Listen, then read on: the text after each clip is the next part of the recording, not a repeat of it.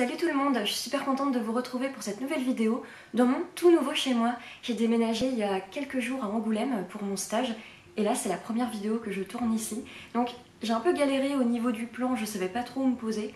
Donc pour cette vidéo-ci, ça va être ce plan-là. Après si je vois qu'au montage le plan est pas très bien, je changerai. Mais on va dire que le plan est plutôt joli grâce... Voilà, vous voyez de quoi je parlais. En tout cas, je suis super contente de vous retrouver pour cette nouvelle vidéo qui est la vidéo du Mid-Year Book Tag, Mid-Year Book Fake Out Tag, qui est un tag que j'aime beaucoup, j'adore le regarder et l'année dernière je l'ai fait. C'était l'une des premières vidéos sur ma chaîne et j'avais trop aimé le faire, donc là je suis super contente de refaire ce tag pour cette édition 2021. Le Mid-Year Book Tag, tout simplement, c'est un bilan de nos lectures entre le mois de janvier et le mois de juin, parce que c'est 6 mois, donc la moitié de l'année. C'est voilà, on fait un bilan au travers de plusieurs questions de nos lectures pour le moment. Et je suis contente de me poser là pour faire ce bilan, parce que cette année de lecture est tellement meilleure que l'année dernière. L'année dernière, si vous avez un petit peu suivi ma chaîne, j'ai été très déçue tout au long de l'année de mes lectures. J'ai vraiment pas fait des bons choix au niveau de mes lectures. Mais là, je peux vous dire que l'année 2021, on n'est qu'à la moitié de l'année, mais je peux vous dire que cette année est vraiment meilleure que l'année dernière. J'ai beaucoup plus de lectures qui me touchent, qui me marquent. Il y a quand même toujours des déceptions, hein. Je suis la reine des déceptions niveau lecture apparemment. Il y a toujours des déceptions, mais majoritairement cette année est meilleure et j'ai fait des découvertes incroyables. Et bah écoutez, on va commencer tout de suite, j'ai vraiment hâte de vous présenter tout ça. La première question du tag, c'est le meilleur livre qu'on a lu pour l'instant en 2021. Donc c'est pour l'instant, donc on est au mois de juin, donc il reste quand même toute l'année. Mais pour l'instant, ma meilleure lecture de 2021, c'est... Est-ce que je le prends? Bon, je vais devoir le remettre après. Pour l'instant, ma meilleure lecture de 2021, c'est le tome 4 d'Heartstopper. Je pense que ça ne vous étonne pas trop. De manière générale, je pourrais dire que ma meilleure lecture de 2021, c'est Heartstopper tout court, parce que j'ai lu les deux premiers tomes l'année dernière, mais je les ai relus cette année, et cette année j'ai lu pour la première fois le tome 3. Mais si je devais choisir qu'un seul de ces 4 tomes, je prendrais celui-ci, le tome 4, qui est sorti... il est sorti en anglais début mai et en français début juin. Avec ce tome, je suis passée par toutes les émotions possibles et imaginables. J'ai ri, j'ai pleuré, j'ai beaucoup pleuré, j'ai souri, j'étais heureuse, et puis la page d'après, j'étais très triste. J'ai vraiment vécu à 100% avec les personnages. J'avais vraiment l'impression de vivre et de traverser toutes ces choses avec eux. C'est un sentiment que je recherche justement dans la lecture, c'est pour ça que je lis, c'est vraiment pour me sentir avec les personnages. Et ça faisait longtemps que j'avais pas ressenti ça, et merci Alice Oseman parce que avec Heartstopper je ressens complètement ça. Ce tome 4, je l'ai trouvé particulièrement incroyable, c'était beau, c'était touchant, c'était déchirant, c'était beau et c'était triste à la fois, c'était absolument une lecture merveilleuse. Et ce qui a fait surtout que cette lecture était à ce point merveilleuse pour moi, c'était les messages abordés dans ce tome, les thématiques abordées. Ce tome-là est concentré sur la santé mentale et notamment sur la thématique du rapport entre l'amour, les relations humaines et la santé mentale. C'est quelque chose qui me touche et c'est quelque chose surtout qui est très important parce que voilà, je pense que ça touche tout le monde. Il y a des messages dans ce tome par rapport à ça, sur le fait que l'amour ne sauve pas des maladies mentales, mais l'amour et les relations humaines sont une aide incroyable par rapport à ça. Faut pas que j'en parle trop parce que Heartstopper, j'en parle très facilement pendant 1000 ans. Si vous voulez en savoir plus sur mes ressentis et mon avis plus en détail sur ce tome, j'ai fait un update lecture et aussi j'en ai beaucoup parlé dans un vlog lecture. Je vous mets tout ça dans le petit i en barre d'infos. Je vous encourage à y aller parce que là dans le tag, voilà, si je parle 1000 ans de chaque lecture, la vidéo va durer 1 heure. En tout cas voilà, ma meilleure lecture de 2021, je peux vous dire que c'est le tome 4 d'Heartstopper. C'était merveilleux, c'était beau, c'était touchant, j'ai vraiment adoré cette lecture. La deuxième question, c'est la meilleure suite de saga qu'on a lue pour l'instant en 2021. Alors malheureusement, j'ai pas pu amener tous mes livres ici vu que j'ai déménagé. J'aurais bien aimé amener toute ma bibliothèque, mais voilà. Donc il y a certains livres que je vais devoir vous mettre au travers d'une petite image sur l'écran. La meilleure suite que j'ai lue pour l'instant en 2021, c'est The Dragon Republic, le deuxième tome de The Poppy War de R.F. Kuang. The Poppy War s'est traduit en français, il y a le premier tome de traduit chez Actes Sud sous le nom de La Guerre du Pavot, et ils ont dit il n'y a pas longtemps que pour l'instant ils ne comptaient pas traduire la suite. Donc je suis un peu triste parce que cette saga vraiment mérite d'être lue par le plus grand nombre de personnes possible. Donc j'espère vraiment qu'en français ça va continuer d'être traduit. Et là en tout cas en anglais il y a les 3 tomes de sortie. The Dragon Republic c'est la meilleure suite que j'ai lue pour l'instant en 2021. Et c'est même, au départ je voulais le mettre dans ma meilleure lecture de 2021, mais du coup pour mettre Heartstopper je l'ai mis dans la meilleure suite. Mais vraiment ce livre a eu un effet sur moi incroyable. C'est un livre que j'ai trouvé tellement brillant, tellement intelligent. En fait quand j'ai lu ce livre, je sentais tout le travail qu'il y avait, enfin je sentais. Non, parce que c'était tellement bien écrit que t'avais l'impression que ça lui sortait comme ça. Mais d'un coup, j'ai une réalisation, je me suis dit, ah mais en fait c'est un être humain qui a écrit ça, qui a écrit ce truc absolument merveilleux et incroyable. Et je me suis dit, mais le travail que R.F. Kuang a dû passer là-dessus. Et après je me suis souvenu qu'elle avait mon âge et j'ai un petit peu badé. De manière générale, je conseille vivement à tout le monde The Poppy War. Il y a beaucoup de trigger warning autour de la guerre, du viol, énormément de trigger warning. Mais si vous vous sentez prêtes et prêts, je vous encourage vivement à lire The Poppy War. C'est une saga de fantasy qui est absolument incroyable et tellement bien pensé, tellement bien réfléchi. Il y a beaucoup d'enjeux politiques mais qui sont tellement intéressants et qui sont surtout très subtils et c'est pas juste, je sais pas comment dire, mais c'est pas juste le cliché qu'on peut avoir des fois de oh non moi je veux être roi donc je te combats et tout. Enfin c'est beaucoup plus poussé que ça, tu vois. Et surtout ce que j'aime particulièrement dans cette saga et ce qui fait je trouve la force de cette saga et ce qui est d'autant plus mis en avant dans le tome 2, c'est vraiment la gestion des traumatismes des personnages. R.F. Kuang parle de ça tellement bien, elle parle des traumatismes des personnages avec tellement de justesse et de subtilité, c'est tellement bien fait. Là encore, je vais pas m'épancher trop dessus, sinon je peux en parler 1000 ans. J'ai parlé de mon avis plus en détail de ce tome-là dans mon update lecture et j'en ai aussi parlé en vlog, je crois, dans 2 vlogs séparés. J'ai parlé de cette lecture, donc si vous voulez en savoir plus, je vous encourage à voir ces vidéos. En tout cas, vraiment, je vous conseille vivement cette saga et surtout le 2e tome. Là, le 3e tome, je l'ai toujours pas lu, donc on va voir ce que ça donne. Je pense que ça va être très bien, on va pas se mentir. Mais en tout cas, le 2e tome, vraiment, il m'a touchée, il m'a vraiment scotché, c'était brillant, c'était tellement bien, j'adore cette saga. La 3e question, c'est la nouvelle sortie qu'on n'a pas lu encore, mais qu'on a envie de lire. Je pense que je me suis très mal expliquée. En gros, c'est le livre qui est sorti dernièrement, donc là, début 2021, qu'on a très envie de lire, mais qu'on n'a pas eu encore le temps de lire. J'ai très envie de lire Occulta de Maya Motain, qui est le 2nd tome de Nocturna. Donc Nocturna, je sais pas à quel point les gens connaissent Nocturna, j'ai l'impression que beaucoup de gens l'ont lu, mais en même temps c'est pas non plus la saga que tout le monde lit. En tout cas, il y a la saga A Forgery of Magic de Maya Motain. Le 1er tome c'est Nocturna, je vous mets toutes les images là de toute manière. Et le 2e tome, Occulta, est sorti là début 2021, je sais plus trop quand exactement. C'est de la fantasy hispanique, donc ça change un peu de la fantasy qu'on peut voir un peu partout, qui est le plus souvent mis en avant malheureusement. C'était diversifié, il y avait des choses qui changeaient par rapport à des choses que j'avais déjà lues, mais on gardait quand même les schémas un peu classiques de fantasy, mais des schémas qu'on aime et qu'on aime retrouver dans la fantasy. C'était vraiment un bon 1er tome de saga de fantasy que j'ai vraiment beaucoup aimé. Voilà, j'avais pas eu de coup de cœur, mais là en tout cas j'ai très envie de lire la suite, j'ai envie de voir où l'histoire part et peut-être que le 2e tome je le préférerais au 1er tome, parce que souvent moi dans les sagas, les premiers tomes je les aime moins. Souvent je trouve que dans les sagas et notamment les sagas de fantasy, je trouve que les premiers tomes sont souvent trop introductifs. Donc là j'ai très hâte de lire le 2nd tome, j'ai hâte de voir ce qui va se passer, ce qui va devenir des personnages. Ensuite la 4e question, c'est la sortie qu'on anticipe le plus pour la 2e moitié de l'année. En gros, la sortie qu'on attend le plus pour la 2nd moitié de l'année. Attends, je sais pas m'exprimer. Alors pour cette question, j'ai un peu cherché parce que je suis jamais au courant des sorties. C'est d'un coup, je vois sur Instagram, oh tel livre est sorti et je suis trop contente. Mais en tout cas, il y a un livre qui me donne envie et je pense que ça va un petit peu vous étonner. J'ai très hâte de lire Beautiful World, Where Are You de Sally Rooney qui va sortir là en septembre et je peux vous dire que tout le monde sur Bookstagram et Booktube attend ce livre parce que Sally Rooney est très aimée. Moi je vous ai dit que ça peut vous paraître un peu étonnant parce que j'ai lu Normal People de Sally Rooney l'année dernière et j'ai été pas très fan de ce livre malheureusement. Il y a des aspects que j'ai bien aimés, mais de manière générale je me suis un peu ennuyée et j'ai pas accroché au livre. Après j'aimerais bien le relire parce que en plus là maintenant je suis en train de regarder la série, je vous en parlerai plus dans un vlog ou un bilan culturel. Et du coup la série me donne envie de relire le livre parce que je pense que j'ai raté quelques trucs. Bref, on n'est pas là pour parler de Normal People.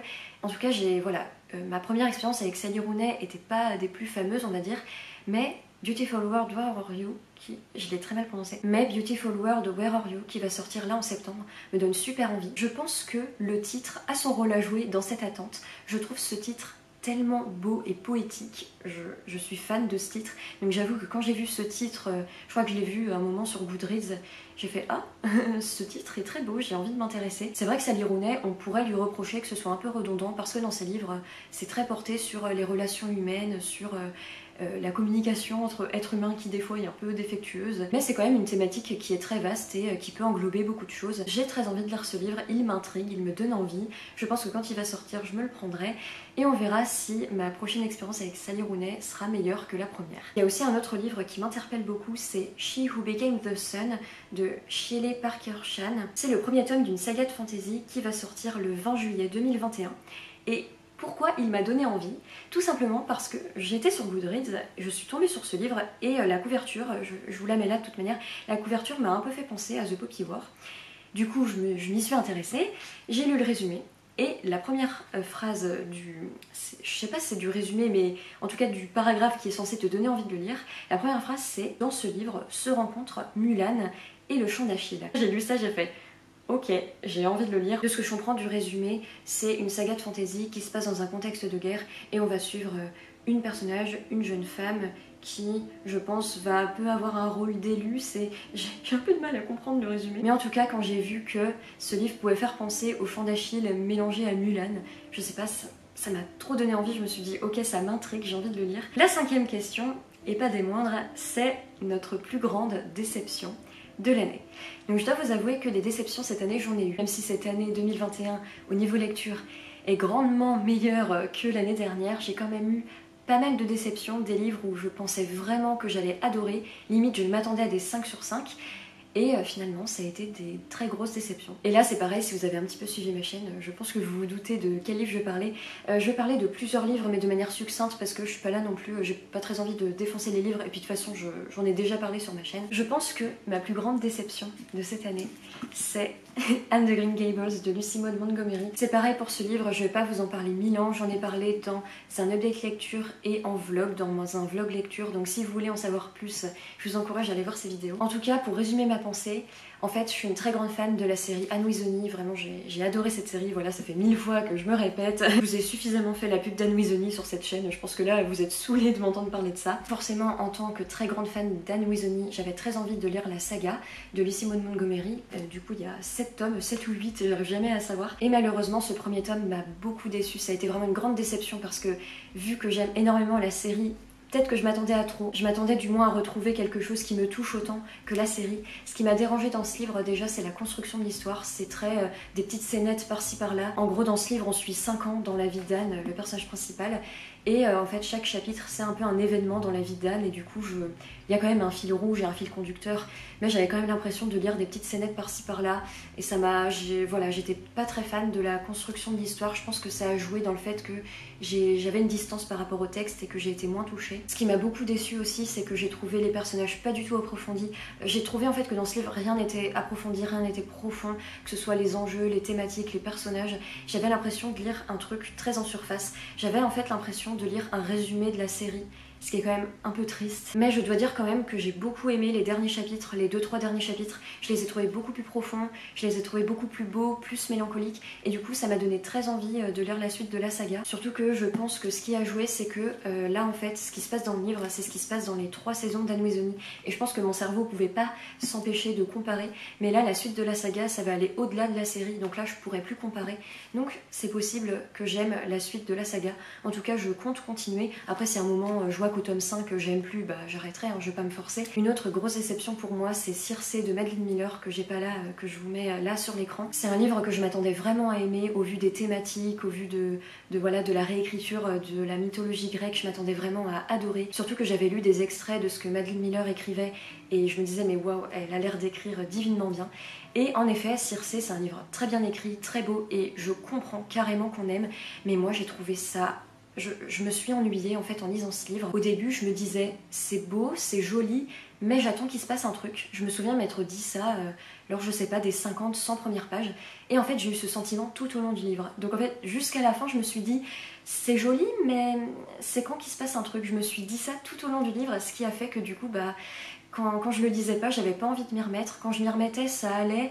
Mais voilà, ça a vraiment pas été la lecture du siècle malheureusement pour moi. Je pense que ce qui m'a dérangé dans ce livre, et là je pense que je suis peut-être un peu la seule à penser ça, mais j'ai trouvé que dans ce livre il n'y avait pas beaucoup d'enjeux. Comme je vous disais, j'attendais un peu qu'il se passe des trucs. J'avais juste l'impression de suivre la vie de Circé. C'est un récit très contemplatif et moi d'habitude j'adore les récits contemplatifs, mais là c'était trop pour moi. Et du coup voilà, je voyais pas trop d'enjeux, je voyais pas trop d'intérêt. En fait c'est un livre, bizarrement je le trouvais intéressant, je lui trouvais un minimum d'intérêt, mais en même temps je lui trouvais pas d'intérêt. Donc voilà, ça a été une lecture qui malheureusement m'a beaucoup déçue, mais vous inquiétez pas, j'ai lu Le Chant d'Achille après et maintenant Madeline Miller, je la kiffe, mais ça je vous en parlerai après. La prochaine question, c'est notre plus grosse surprise. Alors pour cette question, j'ai un peu cherché parce que j'ai pas eu vraiment de grosses surprises cette année au niveau de mes lectures. En tout cas de surprises agréables, parce que comme je vous disais, il y avait des livres auxquels je m'attendais à donner une super note, il y avait des livres que je m'attendais vraiment à adorer et finalement j'ai pas aimé. Donc là-dessus c'était des surprises mais du coup un peu négatives. À part ça, les livres que j'ai aimés durant ces 6 premiers mois, c'est des livres que je m'attendais à aimer. Donc en fait j'ai pas eu vraiment de grandes surprises. Je dirais que le livre qui se rapproche le plus de cette idée de ah, je suis un peu surprise mais agréablement surprise, c'est Le Cercle du Dragonté de Kay O'Neill et j'ai également lu le 2e tome qui est Le Festival du Dragonté. C'est une bande dessinée qui pour l'instant a 3 tomes. Moi j'ai lu les 2 premiers tomes et j'ai été attirée parce que les couvertures sont sublimes, les dessins sont magnifiques, c'est ça qui m'a attirée. Mais je m'y suis mise en me disant ça va être mignon, ça va être joli, mais rien de plus quoi. Vraiment je m'attendais pas à grand chose, juste le fait que ça allait être joli et mignon mais vite fait tu vois, sans plus. J'ai vraiment beaucoup aimé, c'est vraiment des BD que je conseille. L'histoire est magnifique et douce, il y a des messages de portée sur le temps qui passe, sur les relations humaines qui sont vraiment très tendres. C'est pas poussé à 100%, mais c'est quand même des messages qui sont là, il y a des phrases vraiment qu'on pourrait afficher tellement elles sont belles. C'est une histoire qui est très douce, très belle, très tendre, mais qui est quand même un chouïa mélancolique, mais juste un brin, juste ce qu'il faut. Les personnages sont attachants et il y a beaucoup de diversité au niveau des personnages. Il y a un personnage en fauteuil roulant, il y a des personnages de toute couleur de peau et ça aussi j'étais vraiment contente de lire ça. J'ai été très touchée en fait par cette BD. Après ça n'a pas été non plus un coup de cœur intersidéral, mais en tout cas j'ai beaucoup plus aimé que ce que je pensais. C'était beaucoup plus profond que ce que je pensais au début. C'est pour ça que c'est un peu le seul ouvrage qui rentre dans cette catégorie. C'est le seul ouvrage qui vraiment m'a surprise de manière agréable. La 7e question, c'est notre nouvelle auteur ou autrice favori. Alors moi vraiment, l'autrice que j'ai découverte cette année et que je suivrai pendant très longtemps, c'est R.F. Kuang, qui est l'autrice de The Poppy War. Je suis très admirative du travail de R.F. Kuang, vraiment, pour ses livres. Elle fournit un travail colossal, c'est tellement réfléchi, c'est tellement... Je me demande comment elle a fait, parce que vraiment c'est toutes les subtilités, les enjeux politiques, toute la gestion des traumatismes des personnages, c'est vraiment admirable. Moi j'essaye d'écrire à mon humble échelle et vraiment R.F. Kuang, je peux vous dire que c'est vraiment devenu une de mes inspirations. Elle a une très belle écriture qui est très percutante. Moi il y a des phrases vraiment qui... là j'ai pas mes tomes malheureusement de The Poppy War avec moi, mais j'ai mis des post-it à plein d'endroits parce qu'il y avait des passages tellement percutants, tellement mélancoliques et beaux et frappants. C'était vraiment incroyable. J'adore sa plume, j'adore sa manière de construire les histoires. Je trouve sa plume juste et sensible et percutante.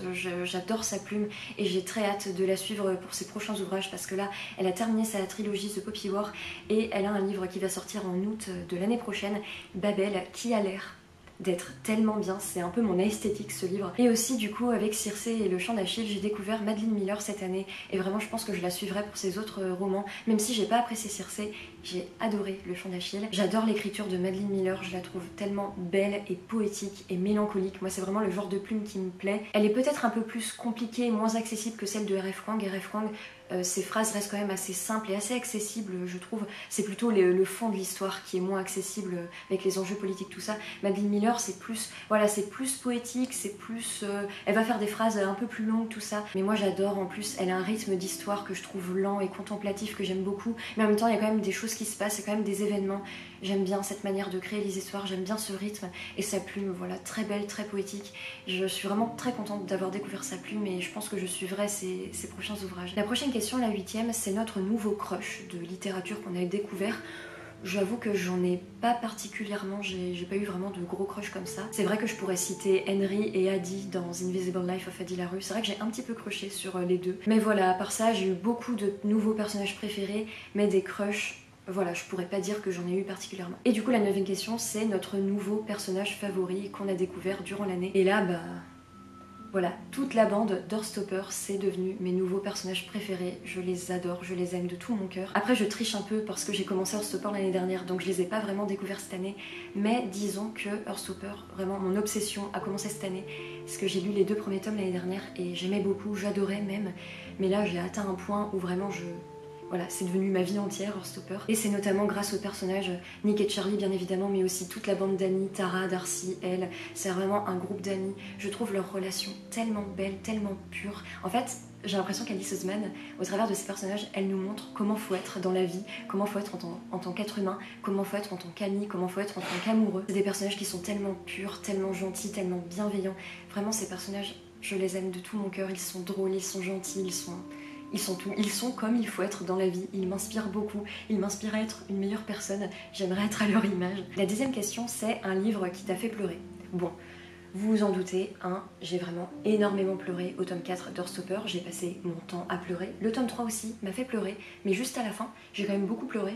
Le tome 4, j'ai pleuré tout le temps. Et aussi le chant d'Achille, j'ai beaucoup pleuré à la fin du chant d'Achille. Au début, la fin, vous voyez de quoi je parlais, la fin arrive et je voyais que ça allait, je pleurais pas, je me suis dit bon, ça va le faire. Et à un moment, il y a une phrase. Et là, j'ai fondu en larmes et après j'ai fait que pleurer jusqu'à la fin, j'en pouvais plus. Je rejoins énormément de personnes là-dessus, la fin je l'ai trouvée très belle, très mélancolique, très triste, elle m'a vraiment beaucoup touchée. Après je pense quand même que la fin m'aurait plus touchée si elle avait été d'un autre point de vue. Voilà, si vous l'avez lu, je pense que vous voyez de quoi je veux parler. La fin, voilà, m'aurait plus... parce que, voilà, quand j'ai terminé le livre, j'ai pleuré 5 minutes. Mais après ça allait quand même, j'ai pu m'en remettre, disons. C'est vrai que c'est une histoire auquel je pense et qui m'a vraiment beaucoup marquée et beaucoup touchée. Mais je pense que la fin aurait eu beaucoup plus d'impact sur moi si elle avait été d'un autre point de vue. Voilà, je laisse ça en suspens pour ne pas spoiler. La 11e question, un livre qui t'a rendue heureuse. Heartstopper, voilà, comme je vous ai dit, je passe par toutes les émotions possibles et imaginables avec Heartstopper.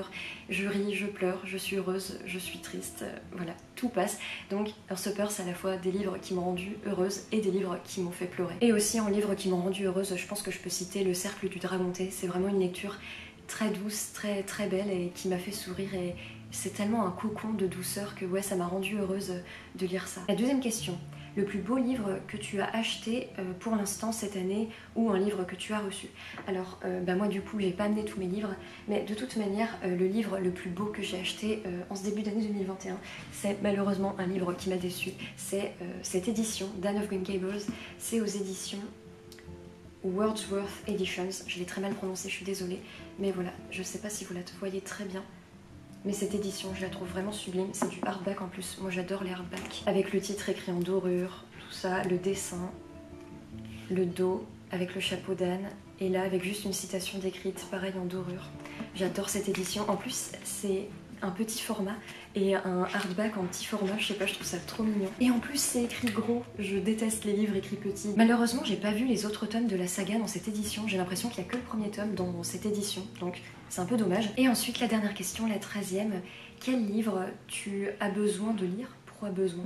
Quel livre veux-tu lire pour la fin de l'année? Quel livre là je compte lire pendant les 6 derniers mois de cette année?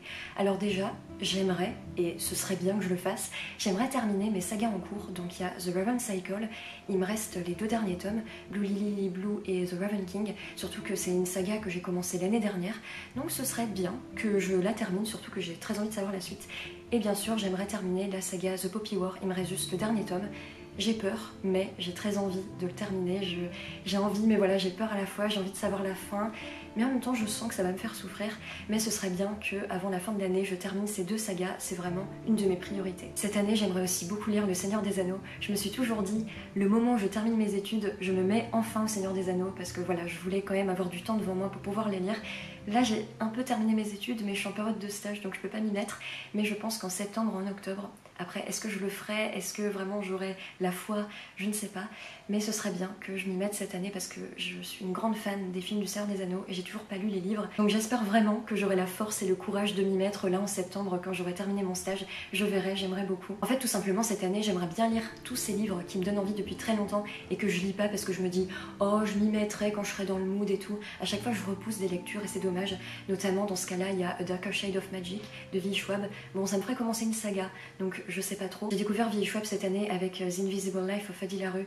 Elle a une écriture vraiment qui m'a beaucoup touchée, que j'aime énormément. Donc j'aimerais bien lire d'autres livres de V. Schwab, et notamment A Darker Shade of Magic, qui est un livre, je l'ai acheté l'année dernière, là il traîne dans ma palle pour rien. Et aussi mon but cette année, c'est de lire des livres plus diversifiés, parce que je lis toujours des livres de personnes blanches. J'essaye de... parce que c'est un peu compliqué, parce que c'est pas les livres qui sont le plus mis en avant malheureusement, mais j'essaye de plus m'instruire sur internet, j'essaye un peu de rechercher les livres qui sont malheureusement peu mis en avant. Je me suis rendu compte que je lis beaucoup de littérature française, de littérature littérature anglaise et américaine, mais je lis pas de littérature d'autres pays, ce qui est très dommage. Donc là j'ai commencé un peu à me faire des listes d'auteurs de différents pays. Là notamment je me suis fait, hier je me suis fait une liste d'auteurs et d'autrices palestiniens et palestiniennes, parce que je trouve ça important de les soutenir. Et puis voilà, il y a de la littérature partout, donc c'est important de s'intéresser aux autres pays, de s'intéresser aux autres cultures et de pas rester centré sur voilà, nos trucs à nous dans nos pays occidentaux. Et aussi cette année j'aimerais bien lire un classique. Depuis que j'ai arrêté ma licence de lettres, j'ai arrêté de lire des classiques parce que j'ai fait une saturation, j'en pouvais plus. Mais l'année dernière j'ai lu Jane Eyre, j'ai lu juste un ou deux classiques l'année dernière. Donc là c'est pareil, cette année j'aimerais bien lire un classique. Et notamment il y a un grand classique que je n'ai toujours pas lu, c'est Orgueil et préjugés de Jane Austen. Tout le monde l'a lu, sauf moi, j'ai l'impression. Et cette année, je sais pas, depuis quelques temps, je me dis ce serait bien que je le lise cette année. Donc cette année, j'espère que je m'y mettrai. Après, bien sûr, faut être dans le mood, je vais pas me forcer à le lire, surtout les classiques. Comme je vous disais, j'ai un peu de mal. Mais si à un moment, je ressens l'envie, comme l'année dernière avec Jane Eyre, d'un coup je m'y suis mise sans raison, bah là, cette année, pourquoi pas me mettre à Jane Austen.